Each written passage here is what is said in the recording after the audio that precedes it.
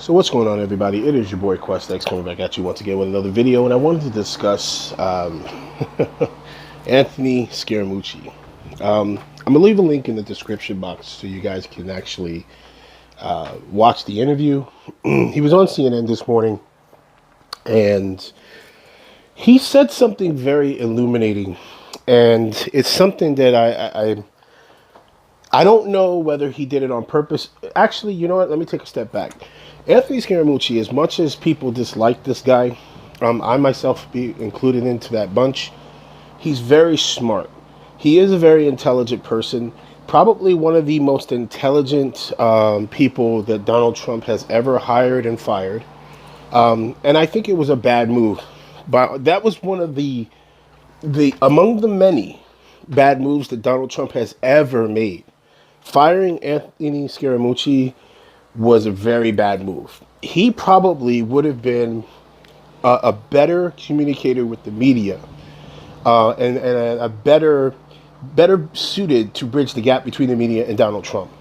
And unfortunately, Donald Trump listened to a lot of people who had no idea of how the media and the presidency should interact. The thing what he said, which was so interesting, and I wonder why he says it now, and he subtly snuck it in there. They are having a discussion about Ivanka Trump using her personal email.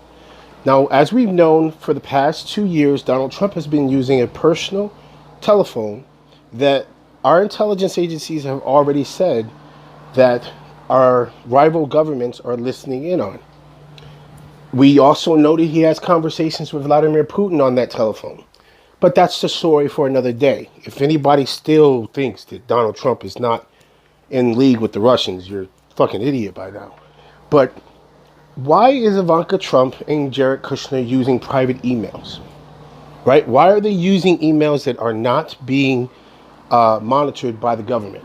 I'm going to tell you why. China for Ivanka Trump and the Saudis for Jared Kushner. And you know what's interesting what Scaramucci did this morning? And I wonder is this the beginning signs of Anthony distancing himself from Donald Trump? Because he's very savvy. The thing I'll give Anthony Scaramucci credit for, he knows the changing tides. He's a businessman, and if you study economics and financing, you understand trends. You understand what we call financial weather patterns. He's very, very good at seeing media weather patterns as well. And he also understands, and if I'm correct about this information, Anthony Scaramucci is friends with a lot of people in the Department of Justice. He knows a lot, but he doesn't often. He's one of the only ones who doesn't get on MSNBC. Like, he does do interviews. And whenever he's asked about private conversations with Donald Trump or somebody that he may know, he's very surface level with what he talks about, his conversations with them. And he plays it close to the chest. He's not like some of the other people during this administration who have been fired or who are friends with them get on to, and they bloviate about, oh yeah, I had this conversation about that, and we talked about this and this and this. He's not like Michael Caputo, right? Michael Caputo is one of the biggest. If you guys don't know who Michael Caputo is, he is a sniveling little rat weasel, okay? He's like the type of person, he's the one who got on national television and did a media blitz when he got called in by the special counsel, and he started crying about how he didn't have enough money to pay his legal fees. And he was, but everything was all fun and games up until that point when it came to the Russia investigation. And you know, he's quickly dissipated in the background. But Anthony Scaramucci, on the other hand, you notice how somebody so close to Anthony Scaramucci has never been called in by the special counsel. Anybody find that weird? Anybody find that odd? He's known Trump for years. He worked intimately with Donald Trump during this presidency, and yet Anthony Scaramucci has never been called in by the special counsel. Or rather, let me clarify or rephrase this. He's never publicly been called in by the special counsel. And you notice that Anthony Scaramucci is also, he does interviews on Fox, MSNBC, NBC, CBS. He's even done interviews on the Young Turks. Anybody find that odd? Anybody find that strange? Okay. That a guy who was so intimately working in the Trump presidency with the Trump family, and then this comment that he and I'm going to get to the comment in a second, guys. But anybody find that odd that he is unilaterally like going around in these media outlets, and even his advice when he tells the media of how to deal with Donald Trump, it's always in the position where he's saying, listen, I understand you want to say this about Trump. I understand you want to do this, but you're not going to get to him doing it this way. You should. And then he goes into something, and the media, because they're so hyperbolically focused on hating on Trump, right? I mean, justifiably so. I am not at any mind. I don't want this to be sounding like I'm in the corner of the, you guys know. They're so focused on attacking him on this one particular subject, they kind of overlook what he's saying.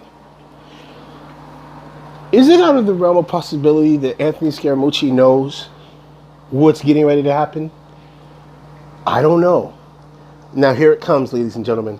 But the comment he made subtly this morning on CNN made me think, why would he say that? He said, when it pertained to Jared and Ivanka having these private ways of communication, okay? And again, notice how he even bypassed when Allison asked him about, what about Donald Trump's cell phone?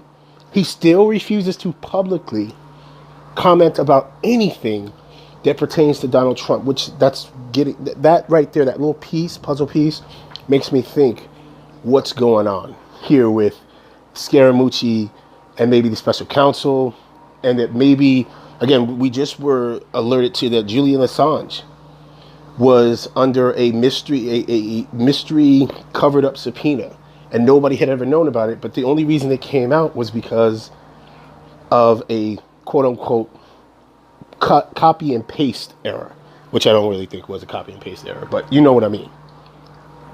So he says, I think that we need to start looking into why they have or are using these forms of communications. He clearly says it, and then he switches and starts using his typical media, very, very media savvy positions, and tries to dial down the conversation. Now, most of the time, Anthony Scaramucci is just tossed to the side by people who dislike Trump, and they say, oh, well, he's just idiot. He doesn't know what he's talking about. He just wants his 15 minutes of fame. I don't know. I don't know. I look at Anthony Scaramucci as, you know how everyone is looking at, Julian Assange, and they're looking at these people who operate on the outside, the fringe area of politics, right, to deal with the WikiLeaks and this conspiracy with the Russian investigation. Something tells me that Scaramucci might be that guy who, out of everybody who dealt with Donald Trump, lands on his feet without having anything touch him, because Anthony seems like the type of guy who he knows what to say and when to say it. Why would he say that? He knows that liberals watch CNN or MSNBC or NBC or CBS. And he goes and he says that? He knows that Democratic politicians watch liberal media. And didn't the Dems just take over the House? Won't they be able to levy investigations? Like, why would he say, if he's so tight and he's so in with Donald Trump at every turn? He studies exit polls and statistics He is very, very smart. Do not sleep on Anthony Scaramucci. I don't like him, but he's somebody who, yeah, when I sit down to play chess with, I'm not going to take him lightly. Let me know what you guys think. Just watch that interview. Very, very suspect. Not suspect in the way that he's doing something devious, but I think what Anthony Scaramucci was trying to do was raise a red flag to the new Democrats, the new House, that they need to look into something. It's your boy QuestX. I'm out. Peace.